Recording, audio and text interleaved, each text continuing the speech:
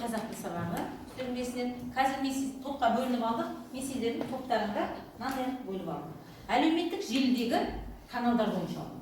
Сендер бір топ Инстаграм тобы боласыңдар, Инста топтан боласыңдар. Біреулерің YouTube каналынан боласыңдар. Және екіншісі сендердің ең сүйікті TikTok каналынан боласыңдар. Ал енді бұл желідегілер не жинайды? Иә, лүпіл жинайды. Әрбір сендердің жауаптарыңа, әрбір істеген іс-әрекеттерге мен сендерге лүпіл беріп отырамын. Кестік па? Дайынсыңдар ма? Қай топта, қай желіміз бізде лүпілді көп жинайды, сол желі жақсы баға алады. Кестік па? Жақсы. Олай болса сабағымызды бастайық. Орнымыздан түре тұрып, күнделікті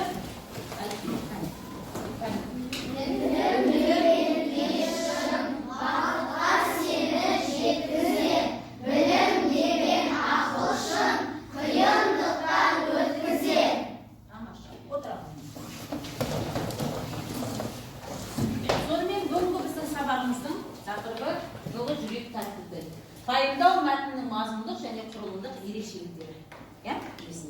Екінші күнде өтіп жатырмыз. Пайымдаудың бөліктері бар, мәтін құрап жазып үйренеміз. Кестік па? Жақсы. Олай болса сабағымызды бастайық. Бірінші кішкене қайталау тапсырмасы.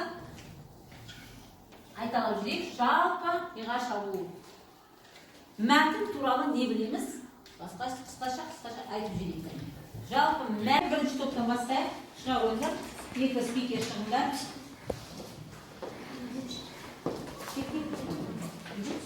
Ал қалған топ тыңдаймыз, кейін бағасын береміз. Әңгімелеу мәтіннің тақырыбы жоспары болады. Бір нәрсе туралы әңгімелейді. Не істеді, қашан, қалай болды? Деген сұрақтарға жауап береді.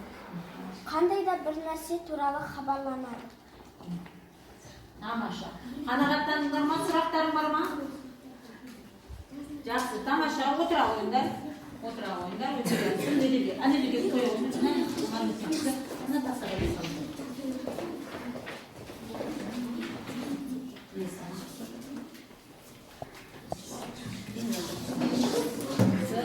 Өте жақсы. Мен бұл топқа бағалап жейік. Бірінші топтың жұмысын. Өте жақсы. Мен 3 лүпіл берейін. Сендердің 2 топтан 2 және өзінің атынан 1 лүпіл берейін. Мен 3 лүпіл берейін. Жақсы. Екінші топ келе қойды. Кіммен?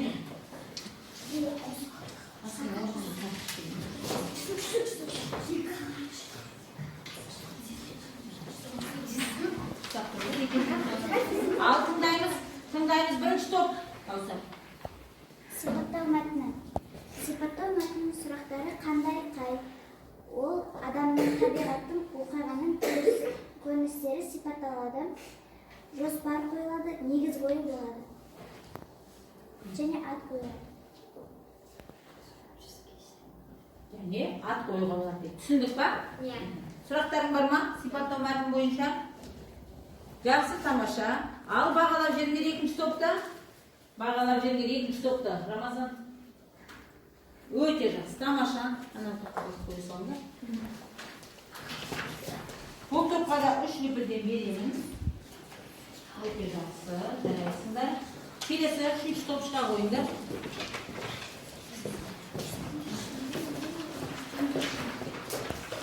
Пайымдау мәтіні дәлелдейтін пікір, дәлелдеу пікірі. Пайымдау мәтініне неліктен деген сұрақ қойылады. Пайымдау мәтініне ат қойылады. Және пайымдау мәтіні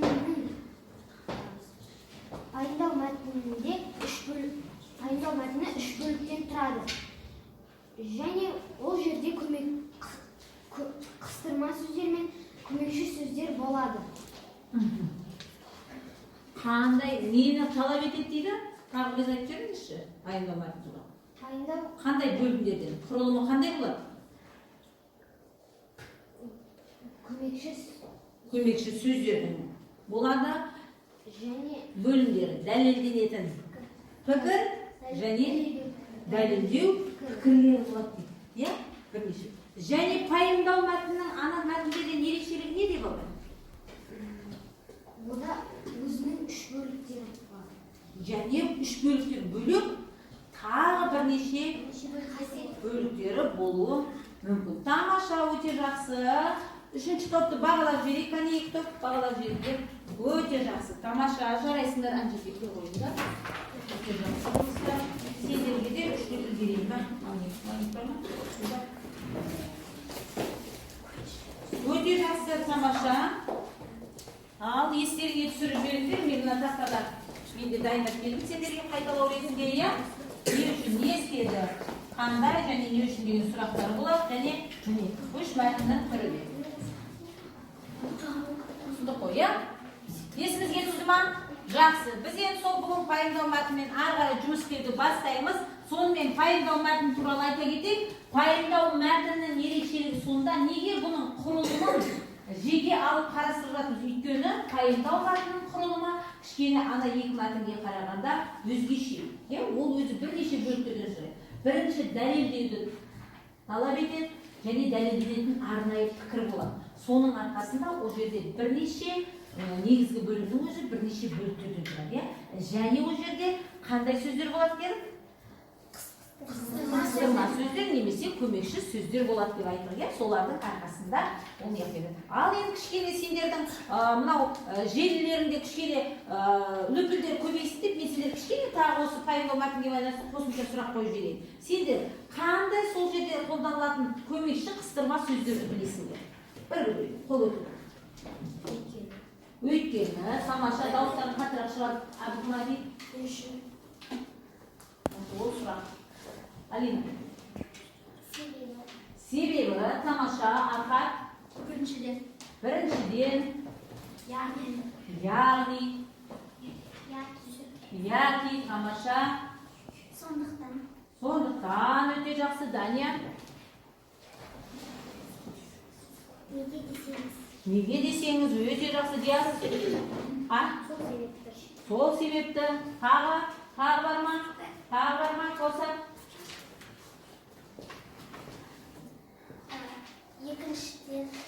Екіншіден, үшіншіден де ол енді кете береді. Жақсы, тамаша, жарайсыңдар. Осында тамаша өте жақсы жарайсыңдар. Яғни пайымдау мәтіні бәрі есіңізге түссе, кітаптарындағы 34-ші жаттығуға қарай ойнайды. Оқулықпен жұмыс жасайды. Кітаптарындағы 34-ші жаттығуға қарай ойнайды.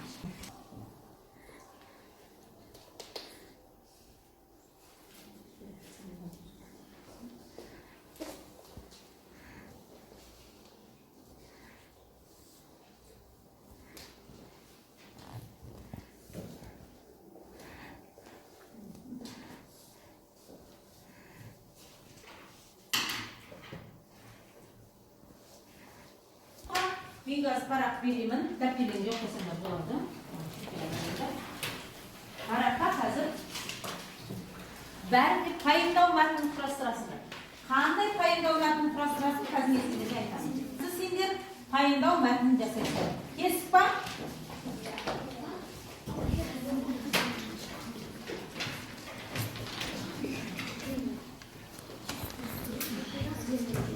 Бәрінде пайымдау мәтінін құрастырамыз. Тек пайымдау мәтінін. Жылда.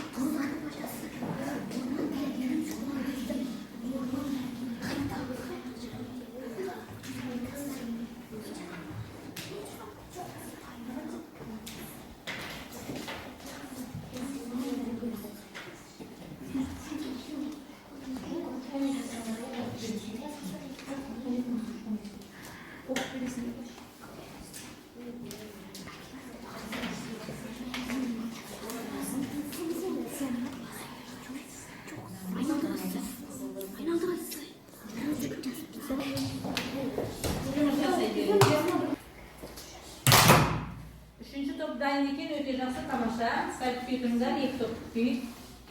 Öte жақсы, керемет. Birinchi topda dayın ekan, o'ta yaxshi, tomosha. Ikkinchi top sizlarni kutamiz kichkina. 1 minut vaqtlarimiz bor.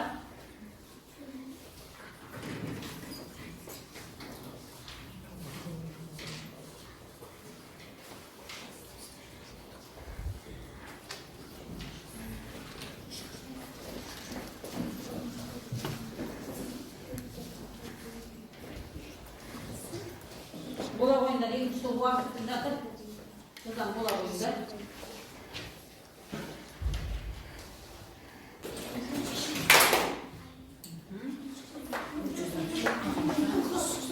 Bo'ldi, barday ekan, birinchi topdan chiqa qo'ysin. Kim chiqib o'qiyotgan edi? Chiqib ta'minlarsang bor.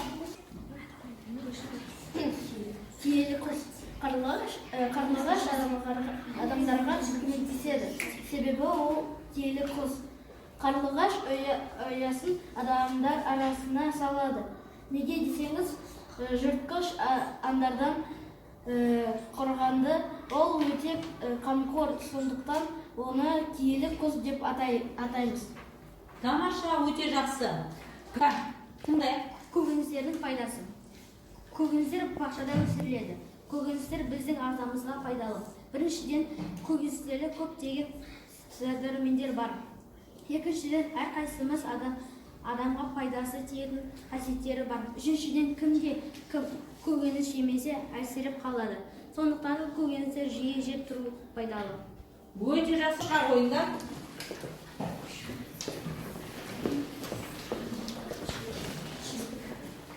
Ал сонда Орман дәрігері.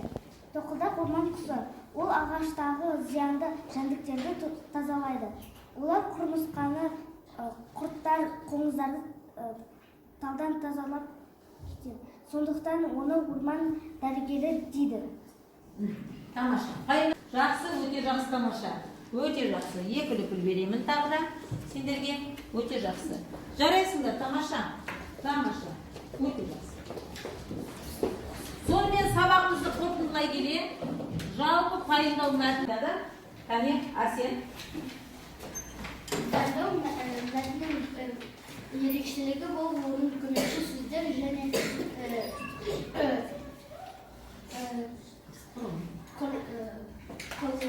құрылымында. Тамаша, өте жақсы, дұрыс айтасың. Керемет, Алихан. Пайымдау мәтіні дегеніміз, пайымдау мәтіні неліктен сұрағына жауап береді. Тамаша, өте жақсы, Диас. Пайымдау мәтіні құбылыстың оқиғаның себептерін дәлелдейді. Кез келген құбылыстың оқиғаның себептерін дәлелдейді. Тамаша, өте жақсы, тағы айтайын айтасың. Пайымдау мәтінінде бірнеше бөлімдер болады. Оның бірінші бөлімінде дәлелдеу пікірі болады. Екінші бөлімінде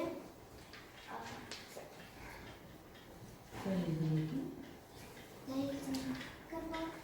Ал үшінші бөлімінде қорытынды. Тамаша, өте жақсы. Негізгі бөлімінің өзі бірнеше бөліктерден тұрады. Тамаша, жарайсың, Нұрсұлтан, не қосасың? Пайымдау мәтінінде қыстырма сөздер болады. Олар біріншіден, екіншіден, өйткені, Яғни, себебі деп? себебі. Жақсы, тамаша, өте жақсы, жарайсыңдар. Тамаша. Сонымен балдар, пайсыңдар, бүгін бізде қай желі басы болды деп ойлайсыңдар? Қай желі мықты болды деп ойлайсыңдар? TikTok па, YouTube желісі ма, әлде Instagram желісі ма? Қайсында үлпіл көбірек жиналды деп ойлайсыңдар? TikTokта ма? TikToктың балдары белсенді болған сияқты ма? Жақсы, онда санап көрейік. Сондан санап көрейік. Балдар, сабағымызды қорытындылап жүрейік. Қазір мына жерге өздерінің сабаққа кері байланыс жасап жүріңдер. Түсінікті болды ма сабақ? Күндегідей өздерің бұрында жасап жүргендей кері байланыс жазып. Неге балаларым арқаны?